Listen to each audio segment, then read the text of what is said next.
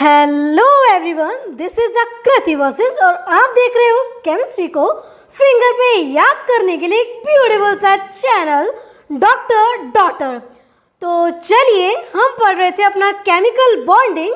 Chemical bonding में मैंने last class में आपको मैं पढ़ा रही थी टाइप्स ऑफ फॉस्फोरस। तो किसी को यहाँ तक कोई भी डाउट है? मैंने आपसे बोला था कि अपने फर्स्ट लेक्चर से ये जो हमारा लास्ट लेक्चर हुआ था, इधर तक किसी को कोई भी डाउट है, अगर कोई भी कॉन्सेप्ट किसी को समझ में नहीं आया है तो आप लोग मुझसे पूछ सकते हो कमेंट सेक्शन के अंदर। आपको मैं 2 मिनट्स का टाइम दे रही हूँ, किसी को कोई भी डाउट है पूछ लो फटाफट से।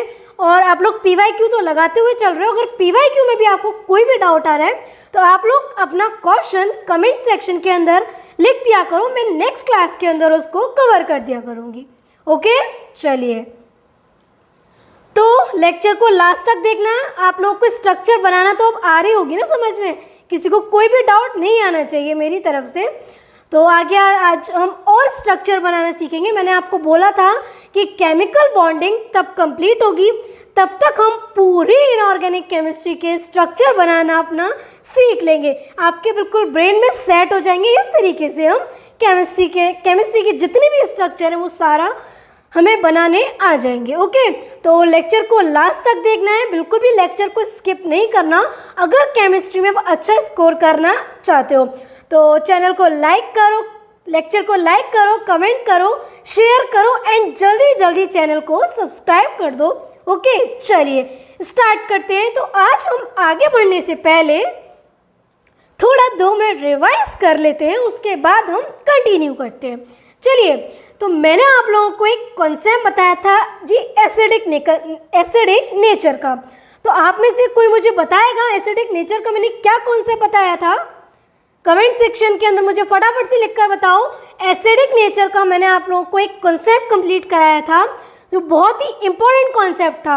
अगर किसी को याद है, क्योंकि रिवाइज तो आपको डेली जाकर करना ही होगा, अदरवाइज आपको इन लेक्चर्स का सिर्फ देखने से कोई भी प्रॉफिट नहीं होगा। लेक्चर्स देखना है, नोट्स को रिवाइज करना है, देन उससे रिलेटेड डेली अपना टारगेट बनाओ, 50 क्वेश्चंस करने ही करने हैं। ओके, चलिए जी, तो हम बात करते थे एसिडिक नेचर का। मैंने कॉन्सेप्ट बताया था कि जो ऑक्सीडेशन स्टेट होती थी वो डायरेक्टली प्रोपोर्शनल होती थी इलेक्ट्रॉन नेगेटिविटी की। अच्छा, ये इलेक्ट्रॉन नेगेटिविटी क्या होती थी बताएगा मुझे कोई स्टूडेंट्स कि मैंने इलेक्ट्रॉन नेगेटिविटी का मतलब क्या बताया था? कमेंट सेक्शन के अंदर बताओ इलेक्ट्रॉन नेगेटिविटी का मतलब क्या होता है। मैंने बताया था आपको पीरियोडिक टेबल में जब इलेक्ट्रोनेगेटिविटी कंप्लीट कराया था कि इलेक्ट्रॉन को अपनी तरफ खींचने की जो टेंडेंसी होती है उसको ही हम इलेक्ट्रॉन नेगेटिविटी बोलते हैं। और जो En था वो डायरेक्टली प्रोपोर्शनल होता था एसिडिक नेचर से। डायरेक्टली प्रोपोर्शनल का मतलब होता था कि अगर En बढ़ेगा तो एसिडिक नेचर भी बढ़ेगा, अगर En कम होगा तो एसिडिक नेचर भी कम होगा। अगर ऑक्सीडेशन स्टेट जितनी ज़्यादा बढ़ती जाएगी उतना ज़्यादा एसिडिक नेचर भी बढ़ता जाएगा। जितना ज़्यादा ऑक्सीडेशन स्टेट कम होती जाएगी उतना ज़्यादा एसिडिक नेचर भी कम होता जाएगा। चलिए जी, फिर मैंने आपको लास्ट क्लास में टाइप्स ऑफ फॉस्फोरस बताए थे, जिसमें मैंने आपको एक टर्म बताया था एलोट्रॉप्स ऑफ फॉस्फोरस किसको बोलते हैं। एलोट्रॉप्स ऑफ फॉस्फोरस का मतलब था कि उनकी जो केमिकल प्रॉपर्टी होती थी, ध्यान से सुनना, मैं रिवाइज करा रही हूँ, जो उनकी केमिकल प्रॉपर्टी होती थी वो तो सेम होती थी, लेकिन जो फिजिकल प्रॉपर्टी होती थी वो डिफरेंट हो जाती थी। अब फिजिकल प्रॉपर्टी से क्या मतलब था? मेल्टिंग पॉइंट ले लो, डेंसिटी ले लो, बॉइलिंग पॉइंट ले लो, स्ट्रॉन्गनेस ले लो, ये सब क्या होता है? मान लो अगर किसी का मेल्टिंग पॉइंट बढ़ेगा तो मेल्टिंग, चाहे फॉस्फोरस ही क्यों ना हो, लेकिन मान लो हमने अलग अलग एलिमेंट लिया है, अलग अलग कंपाउंड लिया है, तो नो डाउट कि रहेगा तो वो फॉस्फोरस ही। इसलिए केमिकल प्रॉपर्टी क्या हो गई? सेम हो गई। लेकिन फिजिकल प्रॉपर्टी का डिफरेंट होने से मैंने आप लोगों को मतलब बताया था कि मान लो रहेगा फॉस्फोरस, लेकिन यहाँ पर हमने PH3 ले लिया, वहाँ पर हमने कोई ऐसा फॉस्फोरस का कंपाउंड ले लिया जिसका मॉलिक्यूलर वेट और ज़्यादा है। अगर उसका मॉलिक्यूलर वेट और ज़्यादा हो गया तो उसका मेल्टिंग पॉइंट भी उतना ज़्यादा हो जाएगा। इसका मतलब था एलोट्रॉप्स ऑफ फॉस्फोरस से। मेरी बात एक ध्यान से सुनना। जो यहाँ हम एलोट्रॉफ्स पढ़ रहे हैं, ये एलोट्रॉफ्स जो होती थी ये एलिमेंट की प्रॉपर्टी है या कंपाउंड की प्रॉपर्टी है, आप लोग मुझे बताओगे? एक एटम की प्रॉपर्टी है, एक एलिमेंट की प्रॉपर्टी है, कंपाउंड की प्रॉपर्टी नहीं है, क्योंकि आगे चल के हम सल्फर के टाइप्स पढ़ेंगे। मेरी बात ध्यान से सुनो, मैं सल्फर के टाइप्स बोल रही हूँ, एलोट्रॉफ्स नहीं बोल रही। एलोट्रॉफ्स जो होते हैं, एलोट्रॉफ्स एक एलिमेंट के प्रॉपर्टी होते हैं, कंपाउंड की प्रॉपर्टी नहीं होते हैं। ओके,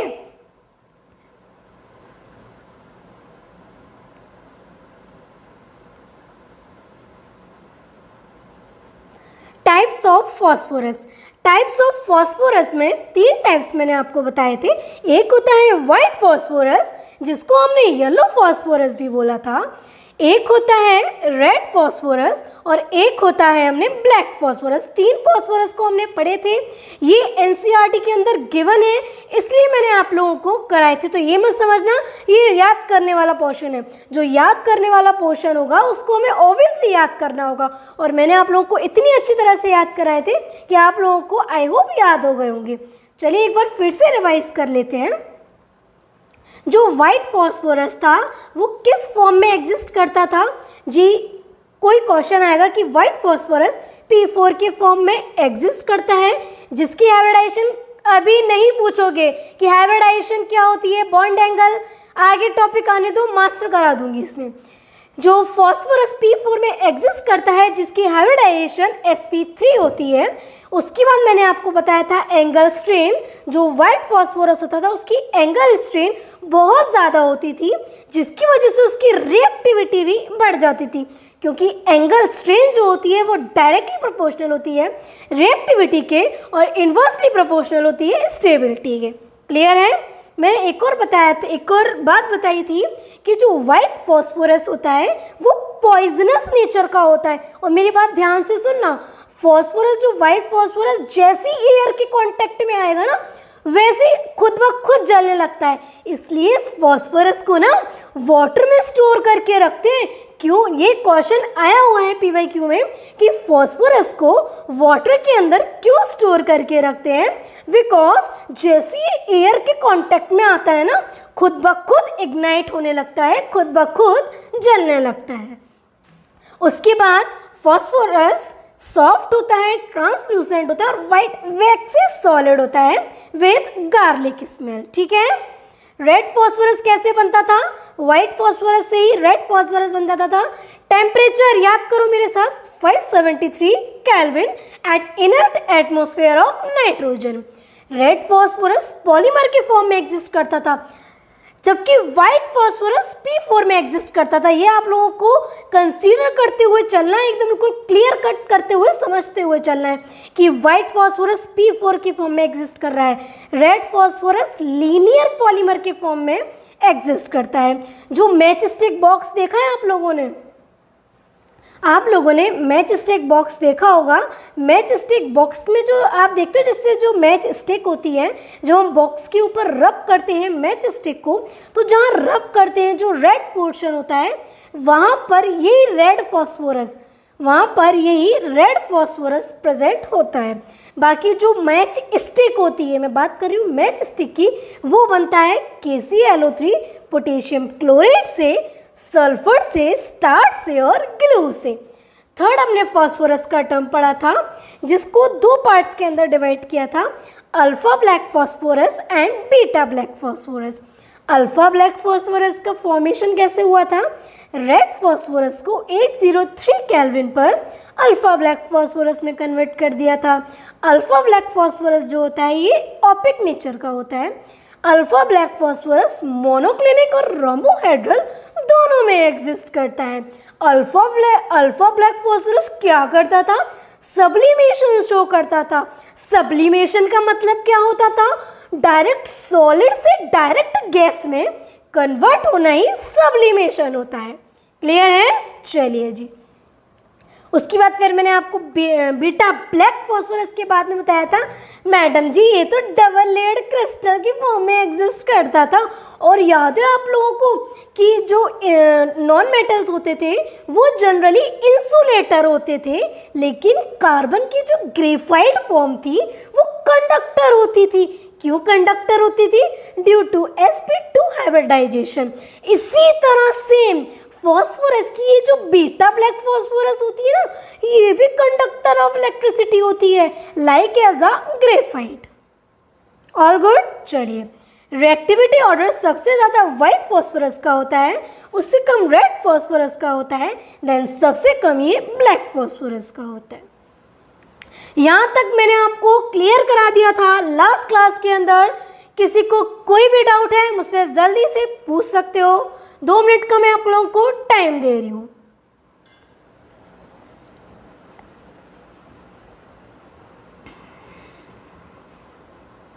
चलिए जी, तो यहाँ पर एक जो हमने पढ़ा था टाइप्स ऑफ फॉस्फोरस, उसमें एक ये एनसीईआरटी के डिफरेंस दिए हुए हैं, तो उसको हम एनसीईआरटी के डिफरेंस दिए हुआ है तो क्या पता इसी में से क्वेश्चन बनकर आ जाए। तो एक बार इसको पढ़ लेते हैं, वैसे हमारे ब्रेन में सेट हो जाएगा। देखो, एनसीईआरटी में वाइट फॉस्फोरस और रेड फॉस्फोरस का डिफरेंस दिया हुआ है। जो वाइट फॉस्फोरस होता है उसकी फिजिकल स्टेट क्या होती है वो जानते हैं। तो वाइट फॉस्फोरस की फिजिकल स्टेट क्या होती है? ये सॉफ्ट होता है, वैक्सी सॉलिड होता है, इसको हम नाइफ से कट कर सकते हैं। लेकिन जो रेड फॉस्फोरस होता है वो हार्ड क्रिस्टलाइन सॉलिड होता है। फिर से सुनो, जो वाइट फॉस्फोरस होता है ये सॉफ्ट होता है, वैक्सी सॉलिड होता है और इसको नाइफ से कट कर सकते हैं। जैसे कि आप लोग वो देखते हो केक, जो अपने बर्थडे पर सभी लोग केक काटते होंगे, सेम वैसा ही होता है वाइट फॉस्फोरस। जबकि जो रेड फॉस्फोरस होता है वो हार्ड होता है, क्रिस्टलाइन सॉलिड होता है। अब बात करते हैं फिजियोलॉजिकल एक्शन कि फिजियोलॉजिकल एक्शन क्या होता है। तो जो वाइट फॉस्फोरस होता है ये पॉइजनस नेचर का होता है, लेकिन जो रेड फॉस्फोरस होता है ये नॉन पॉइजनस नेचर का होता है। इसके बाद बात आती है सॉल्युबिलिटी की। तो जो वाइट फॉस्फोरस होता है, वाइट फॉस्फोरस वाटर में भी इनसॉल्युबल होता है, लेकिन CH2 मतलब कार्बन सल्फाइड, जो एक नॉन पोलर मीडियम है, इनसॉल्युबल होता है वाटर में जो वाइट फॉस्फोरस होता है, लेकिन सॉल्युबल होता है CH2 में। अब बात करते हैं रेड फॉस्फोरस की। रेड फॉस्फोरस वाटर के अंदर भी इनसॉल्युबल होगा और CH2 के अंदर भी इनसॉल्युबल होगा। Is that clear? सुनिए, सॉल्युबिलिटी की बात कर रहे थे, जिसमें वाइट फॉस्फोरस जो था वो इनसॉल्युबल था वाटर के अंदर, लेकिन सॉल्युबल था पोलर मीडियम के अंदर, नॉन पोलर मीडियम के अंदर। जबकि जो रेड फॉस्फोरस है वो इनसॉल्युबल वाटर के अंदर भी होता है और CH2 के अंदर भी होता है। अब बात करते हैं, फोर्थ डिफरेंस आता है ऑर्डर। जो वाइट फॉस्फोरस है उसकी ऑर्डर गार्लिक स्मेल तो सभी की किचन में होता है। तो आप लोगों ने अगर नहीं देखा है गार्लिक तो जाओ अपनी किचन में और जाकर गार्लिक को, उसकी स्मेल को ऑर्डर कर लो, आपको पता पड़ जाएगा कि गार्लिक की कैसी स्मेल होती है। तो वाइट फॉस्फोरस की जो ऑर्डर होती है वो गार्लिक होती है, जबकि जो रेड फॉस्फोरस होता है, रेड फॉस्फोरस की कोई ऑर्डर नहीं होती, ये ऑर्डरलेस होता है। क्लियर है? चलिए, अब बात करते हैं फॉस्फोरेसेंस में जो वाइट फॉस्फोरस होता है ये क्या करता है? वाइट फॉस्फोरस, मैंने अभी बताया कि वाइट फॉस्फोरस को ना वाटर के अंदर स्टोर करके रखते हैं। क्यों वाटर के अंदर स्टोर करके रखते हैं? ये वाइट फॉस्फोरस जैसे एयर के कांटेक्ट में आएगा वैसे ही खुद ब खुद जलने लगता है। अभी 2021 में ये नीट में आया हुआ क्वेश्चन है कि white phosphorus and red phosphorus में कौन सा फॉस्फोरस एयर के कांटेक्ट में आते ही इग्नाइट होने लगता है? तो उसका आंसर है वाइट फॉस्फोरस। ठीक है? चलिए, जबकि जो रेड फॉस्फोरस होता है वो कोई ग्लो नहीं करता। देखो, मैंने अभी बोला जो वाइट फॉस्फोरस था वो किस फॉर्म में एग्जिस्ट करता था? P4 में। P4 की रिएक्शन कराएंगे 3NaOH से एंड 3H2O से, तो क्या प्रोडक्ट मिलता है? फॉस्फीन। इसको बोलते हैं फॉस्फीन गैस, PH3। एंड एक और प्रोडक्ट मिलता है उसी के साथ ही, बाय प्रोडक्ट जिसको बोलते हैं NaH2PO2। इसका नाम क्या होता है? सोडियम हाइपोफॉस्फाइड। जबकि रेड फॉस्फोरस NaOH के साथ रिएक्शन नहीं करता। क्लियर है? तो यहाँ पर आपके फॉस्फोरस के जो टाइप्स थे वो कंप्लीट होते हैं। अब मैं आप लोगों को ऑक्सो एसिड्स ऑफ फॉस्फोरस जिसके डायग्राम बनाना सिखाती हूँ। तो किसी को यहाँ तक कोई भी डाउट है तो पूछो जल्दी से, 20 सेकेंड्स का टाइम है। किसी को कोई भी डाउट है फटाफट कमेंट सेक्शन के अंदर लिख दो, उसके बाद मैं आपको स्ट्रक्चर बनाना सिखाती हूँ। डाउट है किसी को? चलिए जी आगे बढ़ते हैं। देखिए ऑक्सो एसिड्स ऑफ फॉस्फोरस को हम पढ़ते हैं। ऑक्सो एसिड्स ऑफ फॉस्फोरस में पहला ऑक्सो एसिड होता है फॉस्फोरस का H3PO2। मेरी बात एक बार ध्यान से सुनना, मैंने आपको ये पीरियोडिक टेबल में भी क्लियर कराया था कि जैसे जैसे ऑक्सीडेशन स्टेट बढ़ती है, पहली बात तो आप लोग मुझे ये बता दो कि ऑक्सीडेशन स्टेट जानते हो आप लोग कि नहीं जानते हो? ऑक्सीडेशन स्टेट होती है किसी भी एटम की, एक एटम की कंबाइनिंग स्टेट में, कंबाइनिंग होने की जो कैपेसिटी होती है उसको ही हम ऑक्सीडेशन स्टेट बोलते हैं। और ऑक्सीडेशन स्टेट एक एटम की होती है। तो जैसे जैसे ऑक्सीडेशन स्टेट बढ़ती थी वैसे वैसे एसिडिक नेचर भी मैंने आपको बढ़ता था। क्यों बढ़ता था? क्योंकि EN बढ़ रही थी।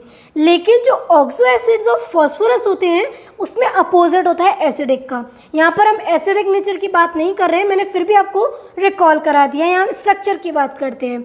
H3PO2 इसका नाम है हाइपोफॉस्फोरस एसिड। क्या नाम है? हाइपोफॉस्फोरस एसिड, या फिर इसका एक और नाम है फॉस्फेनिक एसिड। H3PO2 का क्या नाम है? हाइपोफॉस्फोरस एसिड या फिर फॉस्फोनिक एसिड। अगर आप लोगों को अभी नाम बनाने नहीं आते हैं कोई बात नहीं, आगे ये टॉपिक आने वाला है कि कब अस लगेगा कब इक लगेगा, सब क्लियर हो जाएगा। कोई भी अगर इनऑर्गेनिक केमिस्ट्री में कहीं से कितने भी एटम, उल्टे सीधे एटम भी आप लोगों को दे देगा और आपसे उसका फॉर्मूला पूछेगा, आप लोग बना दोगे। बस शर्त यही है कि आप लोगों को मेरा लेक्चर कंप्लीट देखना पड़ेगा। ठीक है, देखो H3PO2 की हमें स्ट्रक्चर बनानी है जिसमें 3 हाइड्रोजन एटम है, 1 फॉस्फोरस एटम है एंड 2 ऑक्सीजन एटम है। तो मैंने आपको एक कंडीशन बताई थी कि जब भी हम किसी भी कंपाउंड की स्ट्रक्चर बनाते हैं तो पहले जितने भी उसमें एटम दिए हो ना, पहले वो एटम को आप क्या कर रहे हो, लिख लो। देखो यहाँ मैं समझा दूँ साइड में, देखो 1 फॉस्फोरस दिया हुआ है, 2 ऑक्सीजन दिए हुए हैं। तो इसकी स्ट्रक्चर क्या हो जाएगी? पहली बात तो फॉस्फोरस 15 ग्रुप का मेंबर है। 15 ग्रुप का मेंबर है तो ग्रुप नंबर की जो लास्ट डिजिट होती है वो उसके वैलेंस इलेक्ट्रॉन को डिनोट करती है। एंड 14 तक, फर्स्ट सेकेंड 13 14 ग्रुप तक जो वैलेंस इलेक्ट्रॉन का नंबर होता है वही वैलेंसी का नंबर होता था। लेकिन 14 ग्रुप के बाद में क्या होता था कि 8 में से वैलेंस इलेक्ट्रॉन को माइनस करते थे तब वैलेंसी आती थी। क्लियर है? तो बस फॉस्फोरस 15 ग्रुप का मेंबर है, इसका मतलब 5 वैलेंस इलेक्ट्रॉन हो गए और 8 में से जब आप वैलेंस इलेक्ट्रॉन माइनस करोगे तो वैलेंसी आ जाएगी। तो वैलेंसी कितनी आ गई? 3 वैलेंसी आ गई। मतलब फॉस्फोरस 3 एलिमेंट से कंबाइन हो सकता है। लेकिन कंडीशन है फॉस्फोरस तो मैडम 3rd ग्रुप का है। तो मैंने बताया था कि 2nd ग्रुप के नीचे जितने भी एलिमेंट आते हैं वो अपने ऑक्टेट को एक्सपेंड कर जाते हैं। क्यों ऑक्टेट को एक्सपेंड कर जाते हैं? Due to presence of vacant d orbital. अगर एक्सपेंशन ऑफ ऑक्टेट का कॉन्सेप्ट नहीं क्लियर है आप लोगों को तो पहले मेरे प्रीवियस लेक्चर जाकर देखो। इस लेक्चर को यहीं पर ही स्टॉप करके पहले मेरा प्रीवियस लेक्चर जाकर देखो। आप लोगों को मैंने बहुत क्लियर से बिल्कुल डीप में ले जाकर मैंने समझाया है। ठीक है, चलो फॉस्फोरस में 5 वैलेंस इलेक्ट्रॉन है और इसकी वैलेंसी 3 है। फिर हमने लिखा 1 हाइड्रोजन और 1 ऑक्सीजन, और 1 हाइड्रोजन ऑक्सीजन से कंबाइन हो गया, इधर फॉस्फोरस ऑक्सीजन से कंबाइन हो गया, इधर हाइड्रोजन सिर्फ 1 से कंबाइन हो सकता है तो इधर बॉन्ड बना लेगा। ये वाला हाइड्रोजन सिर्फ एक ही बॉन्ड बना सकता है, ये वाला फॉस्फोरस भी एक बॉन्ड बना सकता है, तो ये इधर बॉन्ड बना लेगा और ये इधर वाले ऑक्सीजन से बॉन्ड बना लेगा। इधर एक बॉन्ड ऑक्सीजन से इसलिए बनाया है क्योंकि फॉस्फोरस यहाँ पर अपनी वैलेंसी 5 का शो कर गया है। क्या 5 से ज़्यादा फॉस्फोरस शो कर पाएगा? नहीं कर पाएगा। मिनिमम 3 वैलेंसी शो कर सकता है एंड मैक्सिमम 5 वैलेंसी शो करता है। तो ये H3PO2 की स्ट्रक्चर है। क्लियर हो गया? चलिए जी, अब देखो बेसिसिटी। मेरी बात ध्यान से सुनना। आप लोग एसिड और बेस तो जानते हो ना, किसको एसिड बोलते हैं किसको बेस बोलते हैं। नहीं जानते हो कोई बात नहीं, मैं क्लियर करा देती हूँ। देखो एसिड, एसिड का मतलब होता है ब्रॉन्स्टेड के अकॉर्डिंग, ब्रॉन्स्टेड एक साइंटिस्ट थे जिन्होंने बताया था अपनी थ्योरी के अकॉर्डिंग कि एसिड वो होते हैं जो एक्वस मीडियम में H+ आयन को देते हैं, वो हो गए एसिड, और जो OH- आयन को लूज करते हैं एक्वस मीडियम में वो होते हैं बेस। तो एसिड की तो होती है बेसिसिटी और बेस की होती है एसिडिटी। समझ आ गई? एसिड की क्या होती है? बेसिसिटी, और बेस की क्या होती है? एसिडिटी होती है। तो ऑक्सो एसिड्स पढ़ रहे हैं, जैसे कि नाम से ही क्लियर है एसिड्स, तो बेसिसिटी कैसे निकालते हैं? ये जो ऑक्सो एसिड्स ऑफ फॉस्फोरस हैं, जितने इसमें OH बॉन्ड होंगे वही उसकी बेसिसिटी होती है। तो आप लोग मुझे बताओगे H3PO2 की कितनी बेसिसिटी हो जाएगी स्ट्रक्चर को देखकर? वेरी गुड, एक बेसिसिटी हो जाएगी। क्यों एक बेसिसिटी हो गई? क्योंकि उसमें नंबर ऑफ OH बॉन्ड कितने हैं? मैम एक OH बॉन्ड है। क्लियर है? जितने OH बॉन्ड, ये ट्रिक है, जितने OH बॉन्ड उतनी उसकी बेसिसिटी। नेक्स्ट ऑक्सो एसिड्स पर आते हैं। नेक्स्ट ऑक्सो एसिड्स होता है H3PO3। पहले हमने पढ़ा H3PO2 जिसका नाम था हाइपोफॉस्फोरस एसिड या फिर फॉस्फेनिक एसिड। नेक्स्ट ऑक्सो एसिड्स है H3PO3। H3PO3 का नाम क्या है? फॉस्फोरस एसिड, या फिर नाम होता है इसका फॉस्फोनिक एसिड, या फिर इसका एक और नाम होता है ऑर्थोफॉस्फोरस एसिड। अब इनके नाम क्यों होते हैं वो इनकी स्ट्रक्चर से पता पड़ेगा। तो देखो अब इसकी स्ट्रक्चर बनाते हैं। एक फॉस्फोरस एटम है, तो क्या करो, जो एक ऑक्सीजन एटम हो, एक ऑक्सीजन एटम तो ऑलवेज फॉस्फोरस के साथ डबल बॉन्ड बनाएगा। ठीक है, बाकी जितने ऑक्सीजन बचते हैं उनको हाइड्रोजन के साथ अटैच कर दो, और बाकी उसके ऑक्सीजन के अटैच करने के बाद भी अगर हाइड्रोजन बचता है तो हाइड्रोजन को डायरेक्टली फॉस्फोरस से अटैच कर दो। बन गया स्ट्रक्चर। फिर से सुनो ध्यान से। जब भी आपको ऑक्सो एसिड्स और फॉस्फोरस की स्ट्रक्चर बनानी हो, फोकस हो जाओ, पहले तो ध्यान से सुनो, बहुत इंपॉर्टेंट टॉपिक है ये। जब भी आपको ऑक्सो एसिड्स और फॉस्फोरस बनाने हो तो कैसे बनाओगे? एक फॉस्फोरस को तो डायरेक्टली ऑक्सीजन के डबल बॉन्ड से अटैच करना है, बाकी ऑक्सीजन जितने भी बचते हैं उनको हाइड्रोजन एक साइड में ऑक्सीजन से कनेक्ट कर दो और एक साइड में हाइड्रोजन से कनेक्ट कर दो। उसके बाद भी अगर हाइड्रोजन बचता है तो वो उसको डायरेक्ट फॉस्फोरस से अटैच कर दो। बन गई H3PO3 की स्ट्रक्चर। कितना इजी है स्ट्रक्चर बनाना, वरना अब तक आप लोग याद कर रटते हुए आए होंगे स्ट्रक्चर को, चीज़ की ऐसे होती है। और आधे से ज़्यादा अगर आप लोग स्ट्रक्चर को रटोगे तो एग्ज़ाम तक जाते जाते आप भूल जाओगे। लेकिन जिस तरह से मैंने आपको बताया, अगर आप लोगों को मान लो आपके माइंड से स्लिप भी हो गया है H3PO3 की, तो आप क्या करोगे? अगर आपने लेक्चर ध्यान से सुना है तो रिकॉल करोगे। मैम ने बताया था फॉस्फोरस में एक ऑक्सीजन तो डबल बॉन्ड से डायरेक्टली अटैच होगा, बाकी जितने ही ऑक्सीजन बचे उनको हाइड्रोजन से अटैच कर दो। अगर उसके बाद भी हाइड्रोजन बचता है तो फिर डायरेक्ट फॉस्फोरस से अटैच कर दो। बन गई ऑक्सो एसिड्स ऑफ फॉस्फोरस की स्ट्रक्चर। अब आप लोग मुझे स्ट्रक्चर देखकर बताओ कि इसकी बेसिसिटी कितनी होगी। बेसिसिटी कैसे निकालोगे? जितने उसमें नंबर ऑफ OH बॉन्ड होंगे वही उसकी बेसिसिटी होगी। तो H3PO3 में कितने OH बॉन्ड है? 2 OH बॉन्ड है। फिर एक और ट्रिक बताऊं आप लोगों को।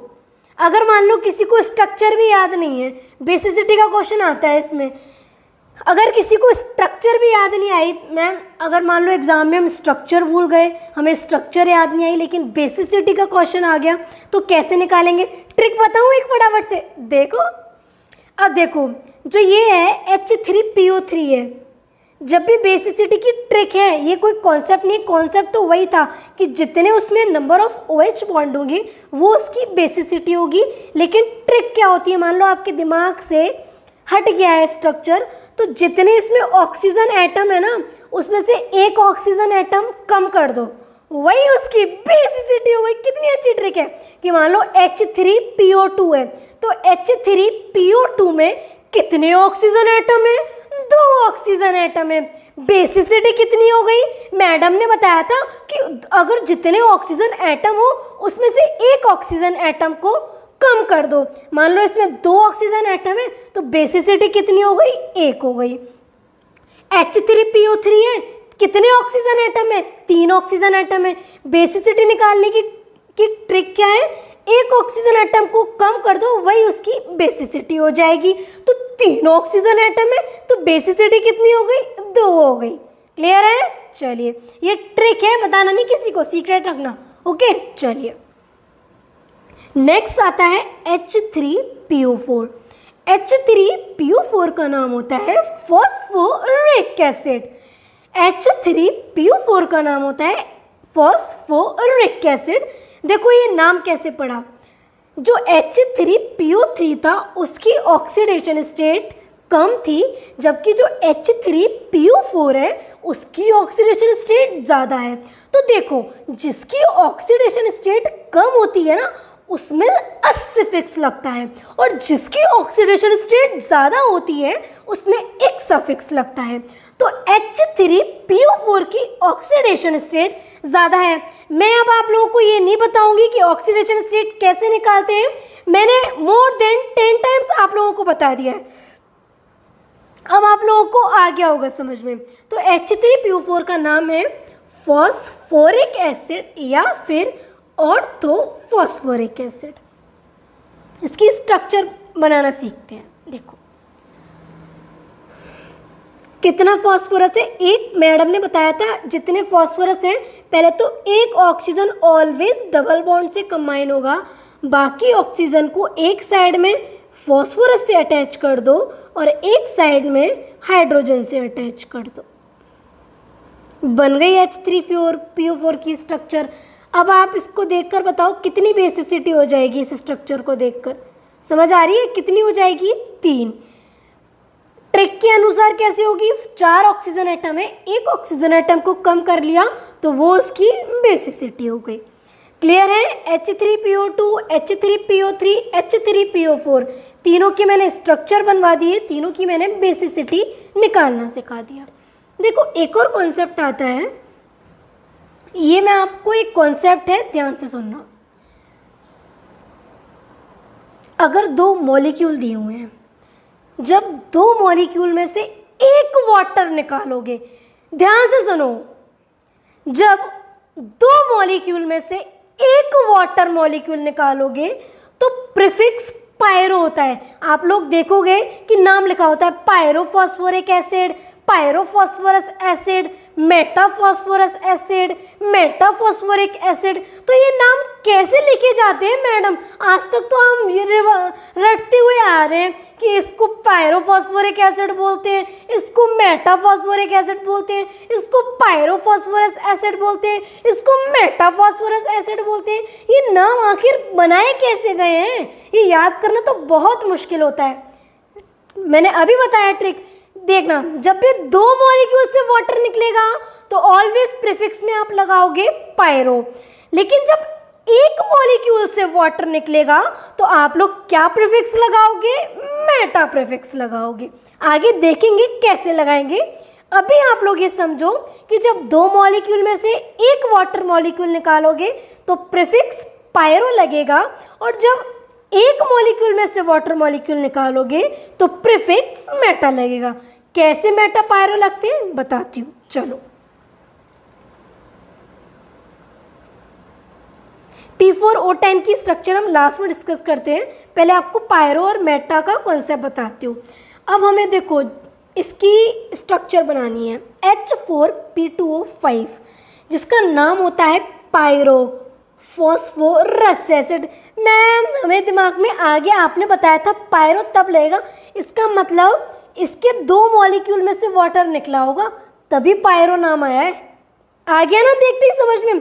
H4P2O5 का नाम है पायरोफॉस्फोरस एसिड, मतलब इस कंपाउंड के 2 मॉलिक्यूल में से एक वाटर मॉलिक्यूल निकला होगा तभी इसके नाम के आगे पायरो वर्ड जुड़ा है। पायरो वर्ड तभी जुड़ा होगा जब 2 मॉलिक्यूल में से एक वाटर मॉलिक्यूल निकालोगे, और मेटा आगे तभी जुड़ा होगा जब एक मॉलिक्यूल में से वाटर निकालोगे। ठीक है, तो नाम से क्लियर हो गया कि यहाँ 2 मॉलिक्यूल यूज़ करने पड़ेंगे, जो भी हम मॉलिक्यूल आगे यूज़ करेंगे। देखो H4P2O5 बनाना है तो ये कैसे बनता है, यहाँ पर हम लेते हैं 2 मॉलिक्यूल H3PO3 के। किसके लेते हैं? H3PO3 के 2 मॉलिक्यूल लेते हैं, जिसमें एक वाटर मॉलिक्यूल निकालेंगे तो हमारे पास बन जाएगा H4P2O5। कैसे? देखो H3PO3 है, जो हमने 2 मॉलिक्यूल लिए तो क्या बन जाएगा ये H6P2O3। इसमें से हमने एक वाटर मॉलिक्यूल निकाला जिसमें क्या बन गया, H4P2O5 बन गया। इसकी स्ट्रक्चर देख लो। अब क्या करो, H3PO3 की मैंने स्ट्रक्चर बनवाई थी कि नहीं बनवाई थी, फिर से बना लेते हैं। बनाओ H3PO3 की स्ट्रक्चर, जिसमें एक ऑक्सीजन तो ऑलवेज डबल बॉन्ड से कनेक्ट होगा फॉस्फोरस के साथ, बाकी जितने भी ऑक्सीजन दिख रहे हो उसको एक साइड में आप ऑक्सीजन के साथ अटैच कर दो और एक साइड में हाइड्रोजन के साथ अटैच कर दो। तो यहाँ हमने स्ट्रक्चर बना ली H3PO3 की, क्योंकि H4P2O5 चाहिए हमको। अब क्या करो, इसमें से वाटर निकाल दो। 2 मॉलिक्यूल ऑफ H3PO3 में से अगर वाटर निकल जाएगा तो क्या बन के आ जाएगी, ये स्ट्रक्चर बन के आ जाएगी। अब आप लोग देख कर ही बता दोगे कि इसकी बेसिसिटी कितनी हो जाएगी, 2 बेसिसिटी हो जाएगी। क्यों 2 बेसिसिटी हो गई? बिकॉज इसमें OH बॉन्ड 2 है। क्लियर है यहाँ तक? किसी को यहाँ तक कोई भी डाउट है तो पूछ लो।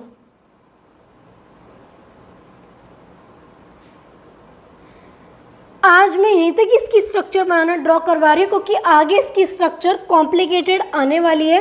तो आज मैंने आप लोगों को जितनी भी स्ट्रक्चर बनाई है, आज घर पे जाकर रिवाइज करने का मतलब ये होता है कि लेक्चर को आप लोग ध्यान से देखो, उसके बाद जाकर आप लोग रिकॉल करो कि लेक्चर में हमने क्या देखा था, और उसमें से आपको याद नहीं आता है उसके बाद आप नोट्स को देखो, वो आपको बिल्कुल परमानेंट से रिकॉल हो जाएगा। ठीक है, तो इसके आगे का मैं आप लोगों को कल कराऊंगी, क्योंकि अगर मैंने आज इसके आगे का करा दिया तो आप लोगों को स्ट्रक्चर याद नहीं रहेंगी।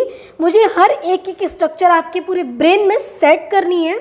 तो मैंने आप लोगों को आज ऑक्सो एसिड्स कंप्लीट कराए हैं फॉस्फोरस के, उसके बाद एक मैंने फॉस्फोरस का कंपाउंड कराया है। इसके बाद मैं कल फॉस्फोरस के सारे कंपाउंड करा दूंगी। यहाँ तक किसी को कोई भी डाउट है तो मुझसे पूछ सकते हो, कमेंट सेक्शन के अंदर लिख देना। बाकी PYQ लगाना स्टार्ट कर दो।